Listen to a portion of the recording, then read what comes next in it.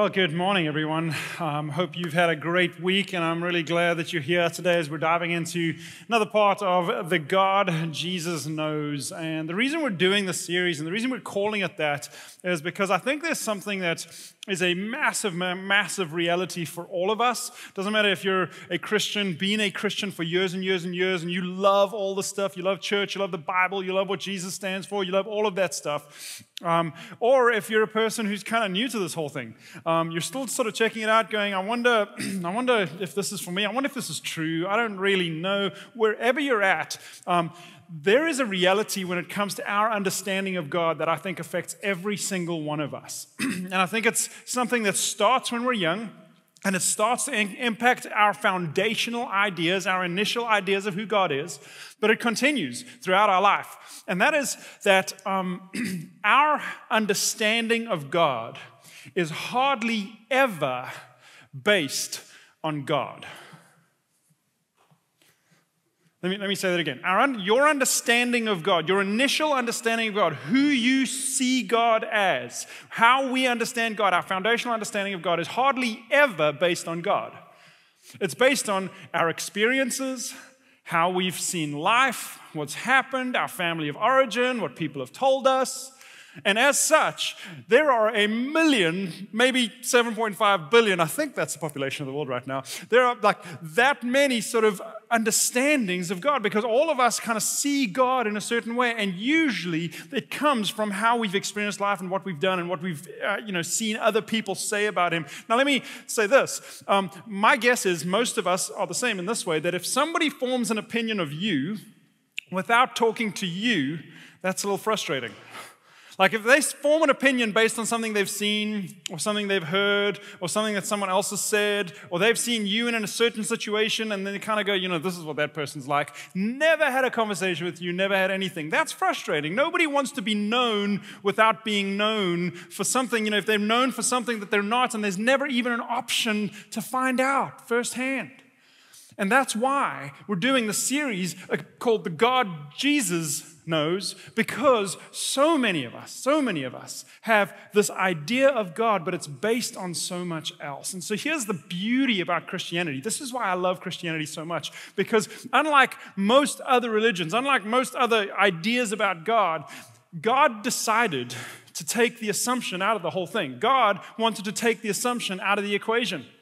And the assumption is this, that I assume God is like this because this is what life has done. And I'll put this part together with this part, and then I assume that God is what I think He is based on certain things. And God wanted to take the assumption out of it. And so He entered into history at a certain time, and it's not just the Bible that talks about Jesus. I mean, He's a historical figure, and there's this man who literally changed the world, that divided the calendar in two, and He came, and He didn't claim to have the best explanation of God. He claimed to be the best explanation of God. In fact, He said things like this. He said, if you want to see the Father, look at me.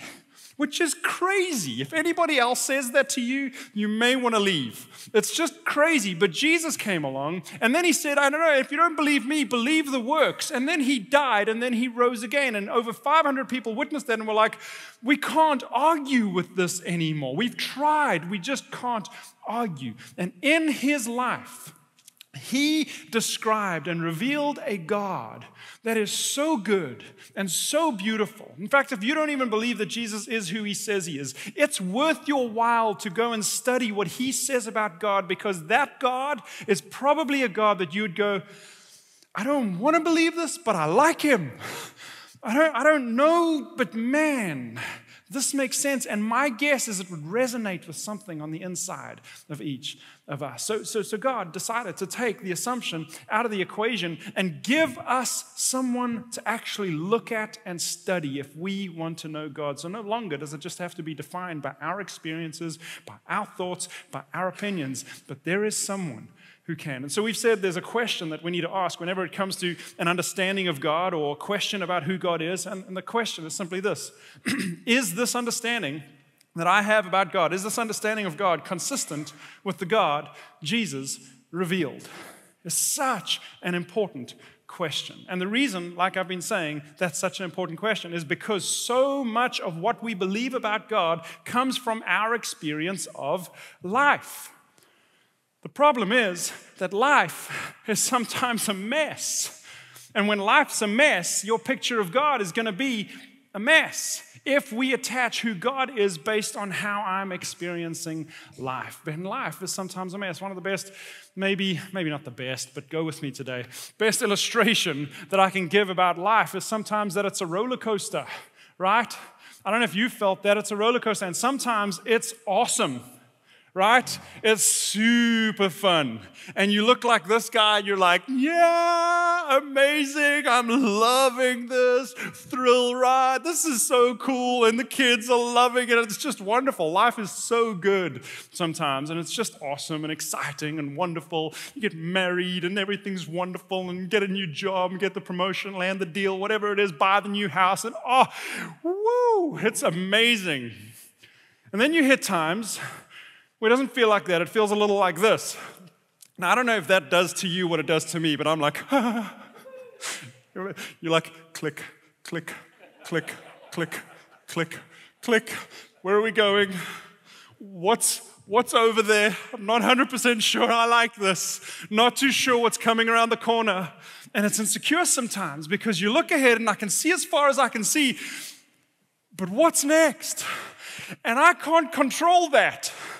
And there's tension, and it's hard sometimes. It's awesome sometimes, but sometimes it's hard. And then, man, it's not just this. Sometimes it's just plain awful. Look at this guy's face. I don't know if you felt times. I'm sure all of us have felt times where you just look at it like, where you just look at it like that, and you're like, I can't do this. And I don't know what it is, but there's relational stuff, there's financial stuff, there's health stuff, there's job stuff, there's career stuff, there's question stuff, there's family stuff. And all of that happens and it's hard. It's awful. It's tough sometimes. Life is like that. Now, I don't know where you sit with roller coasters, but for me, this is actually a good picture of how I feel about roller coasters. Because in my brain, I'm this guy. And I'm like, I love this. This is awesome. Let's do it again. And my stomach is this guy. I can't handle it. For some reason, my body's just not built to handle the G-forces and flipping and wrong ways. It's just crazy. Let me tell you, just the last time I was on a roller coaster was actually the cheetah hunt at Busch Gardens. Anybody been on the cheetah hunt? Yeah? Okay, great ride. I mean, this is the best way I can describe it. If you're not a Star Wars fan, you're like, Justin, that's weird. But I feel like I'm in a Star Wars, X-Wing flying through a canyon, just going, and it's just, I don't know, the kid in me comes out. It's fun. I love the ride, and you're kind of flipping this way. It's just such a great ride, and it's smooth and fast and everything. But I know there's a rule for me, and that is you can only ride it once. Because I can't handle it. I love it, but I can't handle it. My kids want to ride it all the time. And so the last time I was on cheetah hunt was, I don't know when it was, but we were there at park closing. And so it was very few people left. And we got on the ride, and it was awesome. And I'm like, yeah, I handled that. That was great. It was wonderful. And the boys were like, there's no line. Let's do it again. So we're running because there's no line. And you go, and I'm like going, what am I doing? What am I doing? Don't do this because you, Justin, don't do this. And I'm going, okay, maybe Kristen will get on, my wife, will get on with the boys so that they can go and enjoy the ride again. And we get there, and Kristen had thought the same thing. And she was like, I thought you were going. And I'm like, okay, I think I'm okay. Okay, let's try. So I get on, and man, it pulled off. I don't know if it like shoots off. And the first second it shot off, I'm telling you, I knew that I was in for the worst 45 seconds of my life. Because right there, I mean, I don't know what happened, but I nearly threw up immediately. And it was crazy. And I was like, oh, no, this is bad. And then my head, I don't know how to explain this, but my head started doing this. I was like, and I just slow-mo. And then it was so, like literally twice on the ride, I nearly threw up. It was awful. It was awful. My son's next to me going, yeah. I'm going, blah. It was so bad. And then the worst thing, like nearly towards the end, I don't know how to explain this, but my entire body, and I'm no joke, you can ask my family, my entire body just burst into sweat. Like every part. I was wet, drenched, dripping. Why is that? If there's a doctor, I'd love to speak to you afterwards just to find out if there's something wrong with me. But it was so bad. And then we pull in, and I'm like, here's the worst part. There was no one waiting in the line because the park was closing.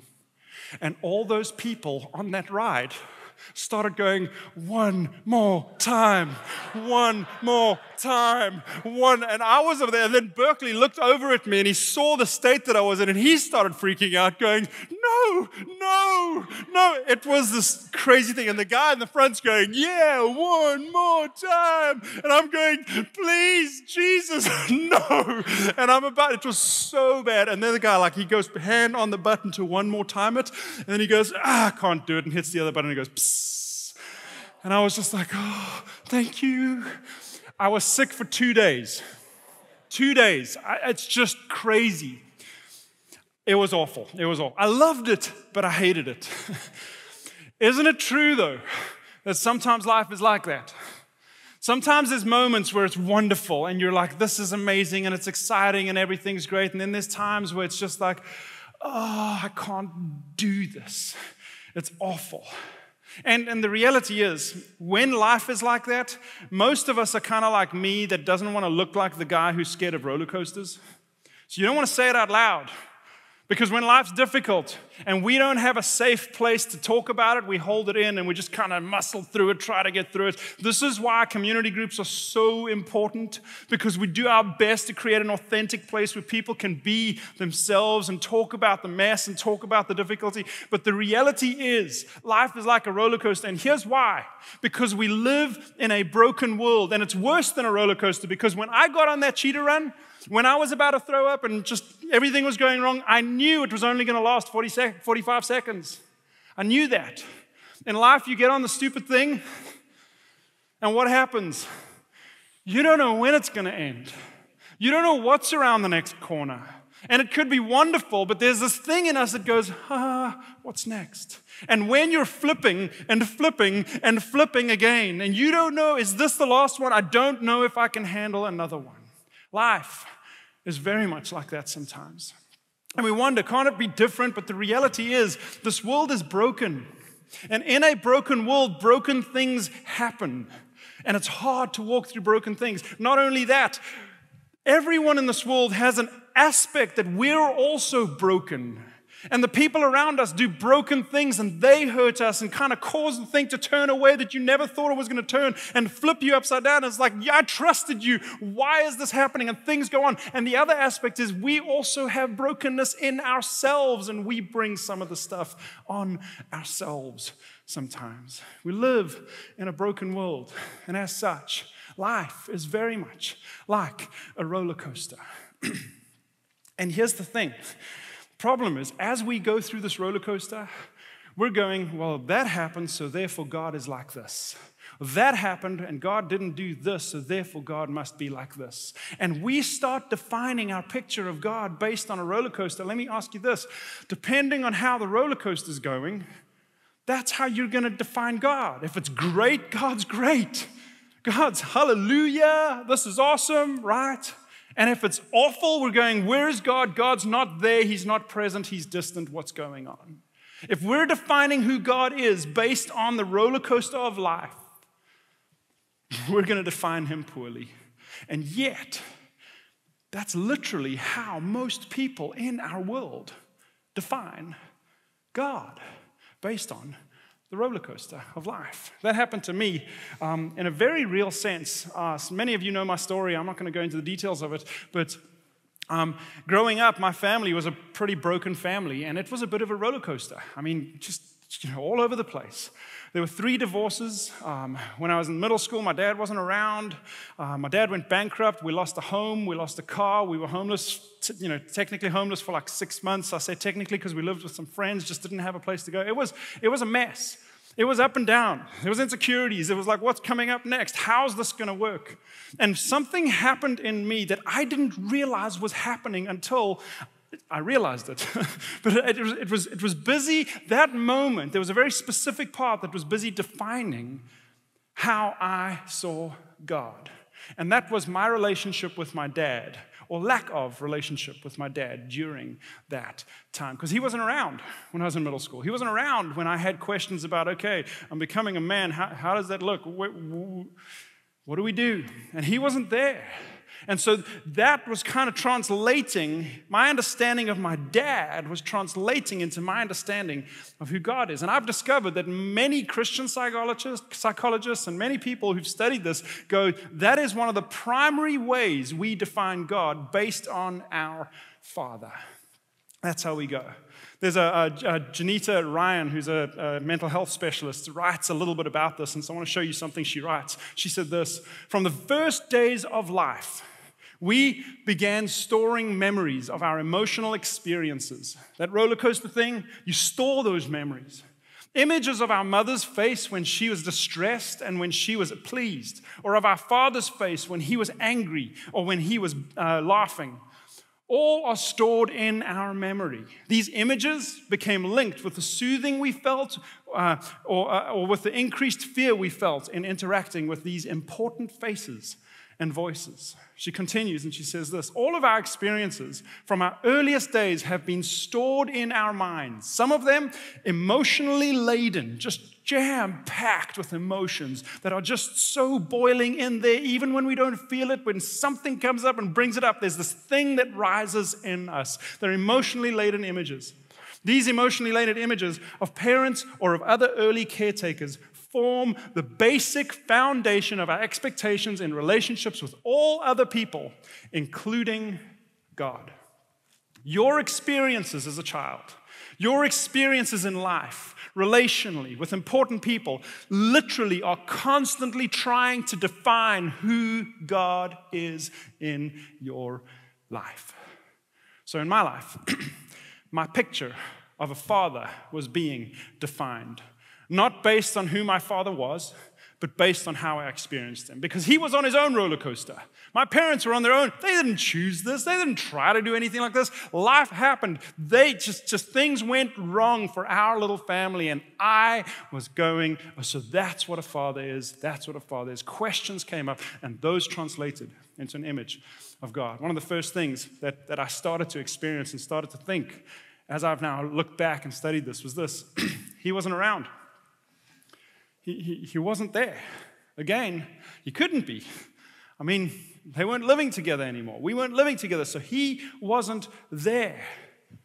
It's interesting. That's something that I've asked about God. He wasn't there. Next question.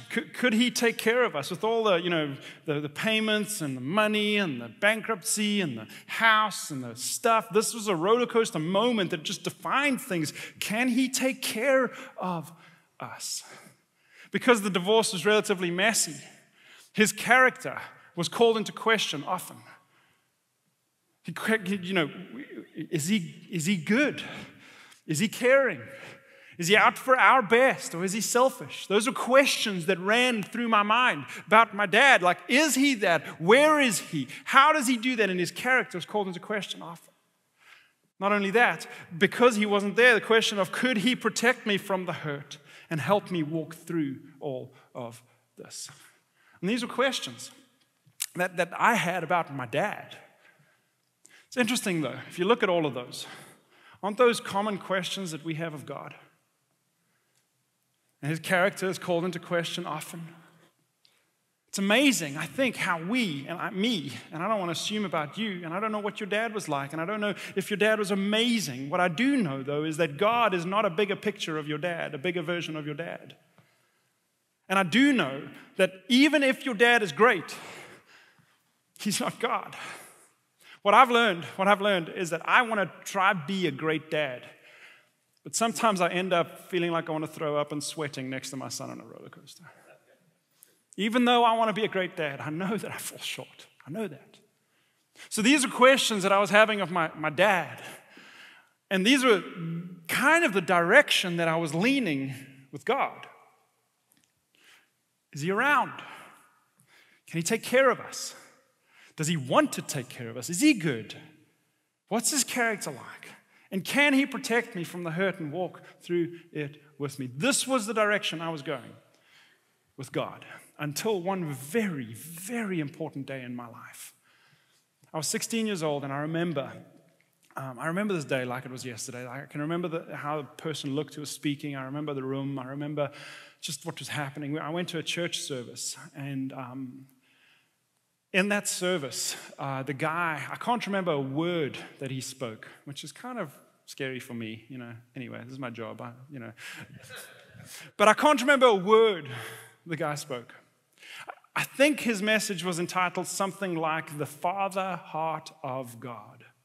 And it was in this season of my life. The Father Heart of God. What does that even mean? And he proceeded to talk. I can't remember exactly what he spoke about. I can't remember a word.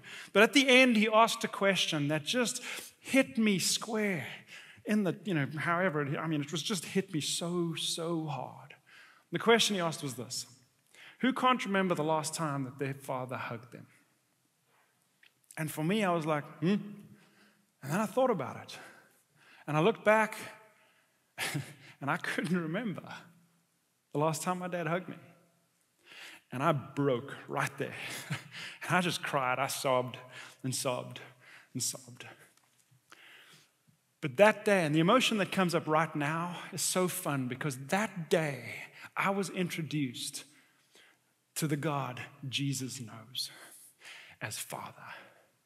And in the midst of a father that, just because of the mess wasn't able to be there, just because of the mess didn't live up to the things that I thought I needed and did need. But that day, I was introduced to the God Jesus knows as Father, and it changed my life. And literally from that day on, I saw God differently. I experienced God differently. It changed the way I wanted to be as a father. It changed the way I was going to be as a husband. It changed everything for me. And I was so grateful, and still am so grateful, because it changed the way I see Him. It was huge. It was huge for me.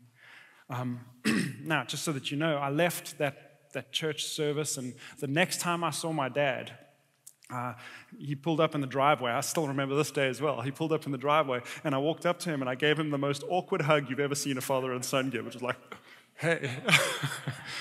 And you know what's happened since? Every single time we see each other, he pulls me in for a hug. It's amazing.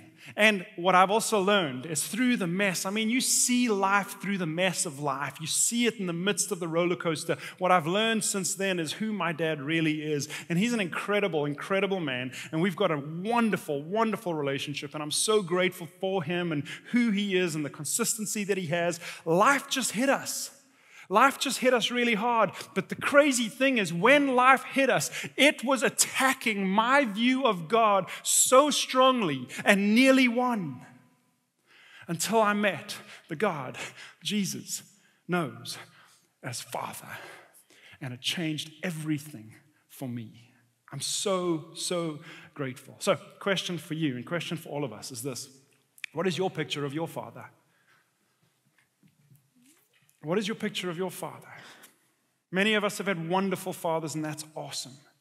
Some of us have had abusive fathers, neglecting fathers, abandoning fathers. What is your picture of your father? And then the following question is this: what is your picture of God? How does God fit into that? And how has your father impacted the way you see God? And again, even if your father was great, he was not God. He's fallible. There were mistakes. There were things. And sometimes even those kind of influence our picture of God. And if there's nothing there, fantastic. The reality is the roller coaster sometimes tells us who God is.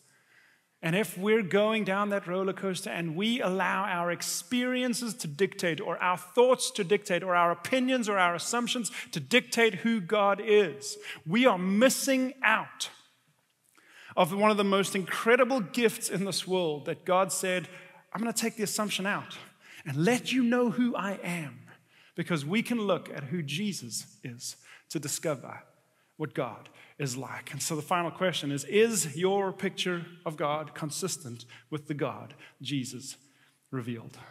Now, in the book we're studying called The Good and Beautiful God, I've invited everybody to read this book. This series is based on that. And if you're reading it, you're going to read some of this and see where he goes. But the author of the book talks about two specific times in Jesus' life, because Jesus spoke about his Father and who God is over and over again. It was beautiful. I mean, all the time. The thing that Jesus referred to God as the most, the title he used the most is Father. That's who God is. That's how he understood God. But there's two times where this author of the book kind of pulls out and says these two times really reveal who Jesus saw as God, how Jesus understood God. So I want to look at these two portions. The first one is written by a guy named Mark, and Mark was not one of the disciples. He wrote his gospel, his account of Jesus, kind of quoting and listening to Peter. That's what scholars believe and understand. But it's very, very likely that Mark was actually here at this moment when this happened in Jesus' life. So I want to read this moment because this is one of the worst times. It was one of those times where the roller coaster was awful to Jesus as well. This is what happened. Jesus and his disciples went to a place called Gethsemane, a garden just kind of on the outskirts of Jerusalem. And Jesus said to his disciples, "Sit here while I pray." He took Peter, James, and John, his closest friends, along with him, and he began to be deeply distressed and troubled. Did you know that Jesus also went on the roller coaster of a broken world? He also faced all of it. The pain, the mess, the craziness. And did you know that God was also invisible to Jesus? Did you know that? Especially in this moment. Did you know that Jesus also felt abandoned by God? Jesus also felt that God was absent. No wonder he felt deeply distressed and troubled. Look at what he said. "My soul is overwhelmed with sorrow to the point of death." He was struggling.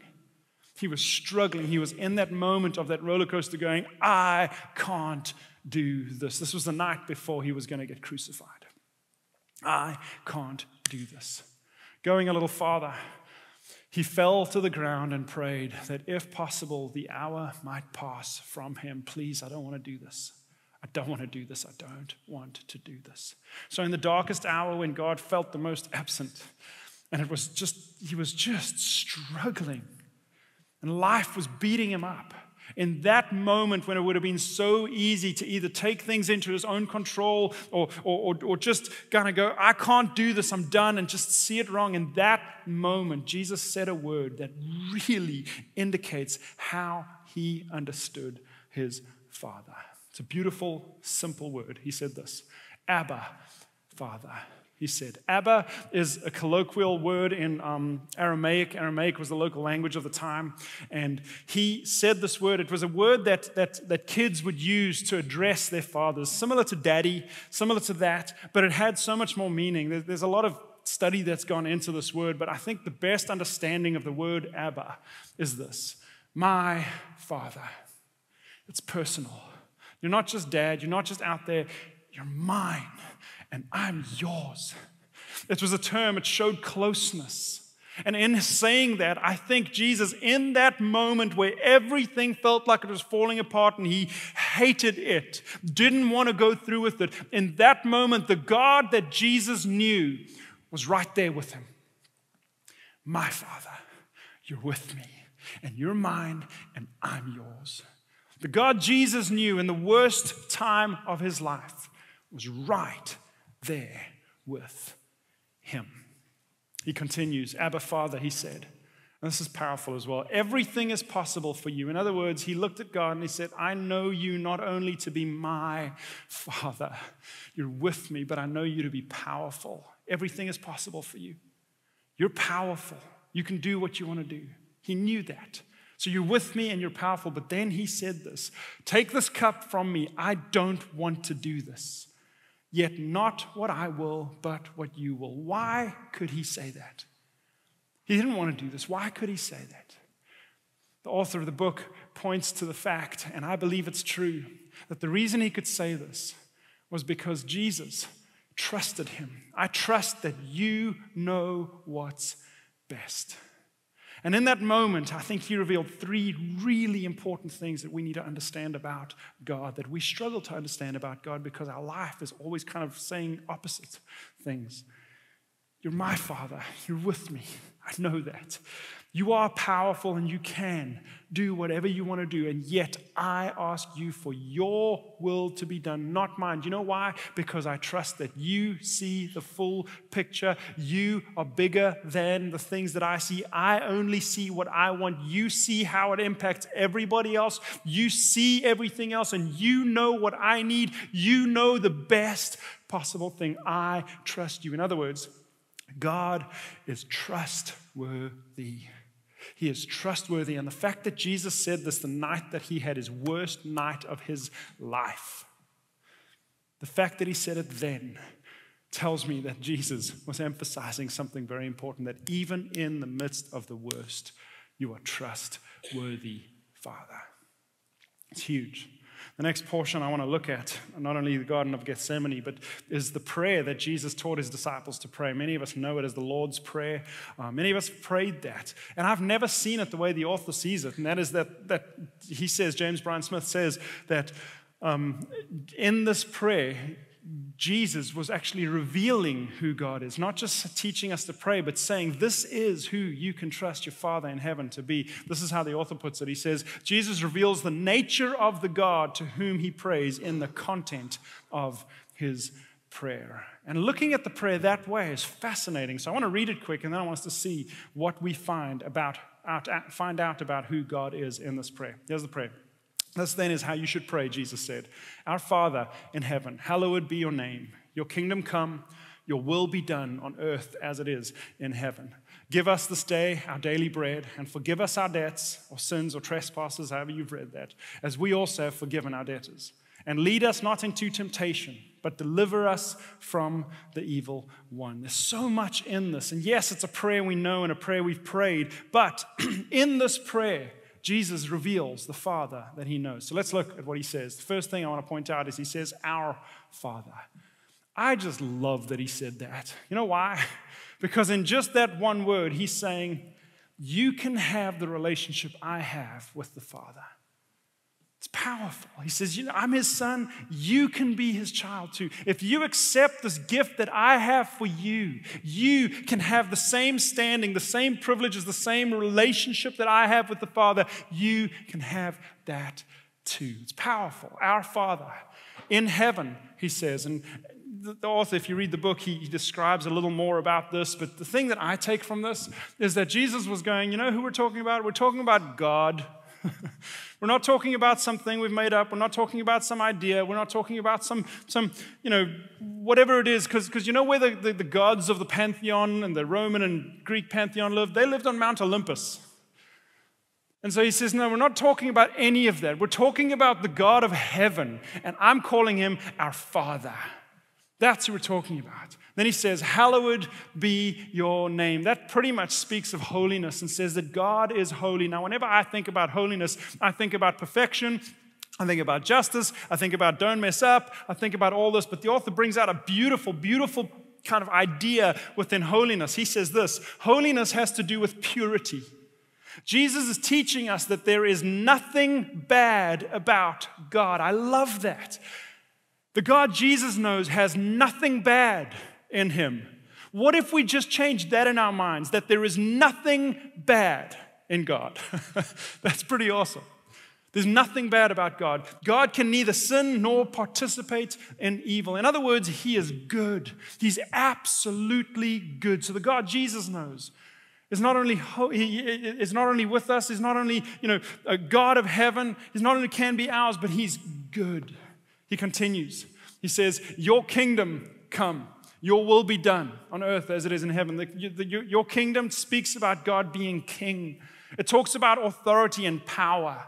So I think what Jesus is saying as he describes his heavenly Father, he says he's good, he's powerful, and then he says on earth, he says, let it be done on earth. And so I love that as well. So it's not just a God out there. It's not just a God that we can't know, but it's a God who wants his will to be done on earth, that he is present. Not only is he powerful, but he is present. He is not absent. He is with us. Let it be done on earth as it is in heaven. Then it gets personal and it gets caring. He says this, give us today our daily bread. In other words, God cares about you, and God cares about your needs. This is the God that Jesus teaches, that Jesus reveals, that sometimes goes against the things that we've experienced on the roller coaster of our life. But he says, no. He's good.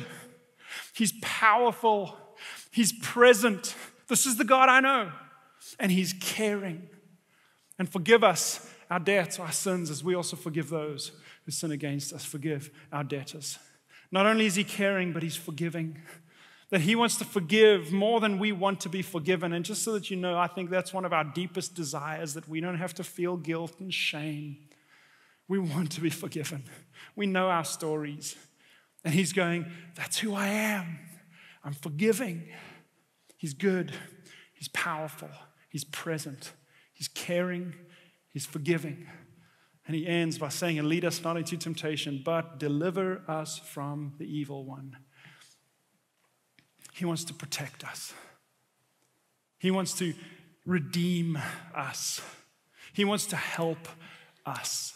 There is nothing in this broken world that God cannot redeem. There is nothing in this broken world. That's the story of God. He sees a broken world, which sometimes I go, God, can't you just fix the broken world already? Can't you just take all the evil out? And then I realized that if he was going to fix the broken world, take all the brokenness and evil and mess and sin out, he'd have to take me out too. If he was going to take the evil out, he'd have to wipe out every human being, because we all have some brokenness and some mess in us. So for some reason, God is choosing not to, probably because he loves us. But he says, in that brokenness, in that mess, I can redeem it. And I'm telling you the story over and over and over. The story of who God is a God who takes brokenness and mess and makes something beautiful out of it every time when that, whatever it is, that mess surrenders and says, you can do it. So in summary, the God that Jesus knows might not be the God we know, because we haven't experienced this. But the God that Jesus knows, the God that Jesus experienced, the God that Jesus taught and revealed is good, powerful, present, caring, forgiving, and he's our protector. Continue that he wants to sit next to us on the roller coaster of life. That's where he wants to be. He wants to protect us, not from the brokenness and the mess, because it's there. We're on a roller coaster whether we like it or not. It's just going to be there. Jesus was on that. So he's not going to protect us from the brokenness and mess, but through the brokenness and the mess. That is the God that Jesus knows. What is the God that we know? Does it line up with that? That's the God that Jesus knows. And he wants to protect us, not from it, because we're in a broken world. Sometimes we cause the brokenness we feel. Sometimes we experience it from others, but he wants to help us through it. I want to end with one more silly roller coaster story. And this time, I wasn't throwing up. There's one ride at Busch Gardens, other than the kid rides, but there's one ride at Busch Gardens that I can go on and I absolutely love. It's Falcon's Fury. I don't know who's ridden Falcon's Fury. Anybody ridden Falcon's Fury? I love this ride. None of you, come on. I love this ride. Just to get a taste of what this ride looks like from the top, take a look at this. That's what happens when you're at the top. And you go up on the seat and then it goes bzzz. And you're just looking straight down. I think they say it's about 30,000 feet. It's crazy, okay? It's crazy. And all 30,000 of those feet, you're looking straight down. It's hard. Now, Berkeley, my son, looked up at that 30,000 feet and said, nope, not going to do it. Not happening. And I said, hey, you can do this one. Come on, this is going to be awesome. You can do this one. And he said, nope, not happening. So he watched me do it first. And I went up, and I came down, and I was like, that was awesome. We can do this thing. It's fun. It's safe. We got this. It's crazy, but let's do this thing. And he said, nope. He watched me do it again. And eventually I got him, and I said, okay, we're going. I said, you can do this. I looked him in the eyes, and I said, you got this. It's scary. It's crazy. It's hard, but you got this. And we got on, and we sat next to each other. And then it starts going up. Bzzz. And he's over here going, and I've got him. My hand's on him. And I said, you got this. Went all the way up to the top. looked the scariest thing that we could possibly look at in the face. And then it dropped. And we got through it. And I was there with him, and he loved it when he got through it. Now, he could get a picture of who God is from the roller coaster. It drops. It's scary. I don't trust it. He could get a picture of who God is from my cheetah hunt moment. Or he could get a picture of who God is from that moment of a God who's there in the scariest moments, who's with him, who's present, who's strong, and who wants to protect through it. The God that Jesus knows is good. He's powerful. He's sitting next to you in the hardest times. He's present. He's caring. He's forgiving for when we mess up. And he wants to protect us through the mess of all of those things. So let me ask you the question again. What is your picture of God? Is he a good father? Is he? Because that's the God that Jesus knows. And if he's not, then perhaps your definition of who God is has been determined by the roller coaster moments, by the difficult relationships, because this is the God that Jesus knew. Is your picture of God consistent with the God Jesus revealed? We're going to end with the song, and the song is going to talk about God being Father. And here's what I want you to do in this moment. I would just love for you to evaluate how I see God. How do I see him? Is it consistent with the God that Jesus knows? Let me pray for us. Father, thank you. I'm so grateful I can call you Father. God, I'm so grateful for that moment I had when I was 16 years old. And I walked into that church service, and that guy, I don't even remember his name, spoke about the Father heart of God. Thank you for that moment that I was introduced to the God that Jesus knows as Father. Thank you that even though since then I've been through tough, difficult loss and just stuff, and in those moments I can always know that you are with me, that you're good, that you're powerful, that you're present, that you're caring, that you're forgiving, and that you are protecting me through this, able to redeem the mess of it all, and you're bigger than it all. God, thank you that I know you that way, and my prayer is that we all will know you the way that Jesus knew you. In Jesus' name, amen.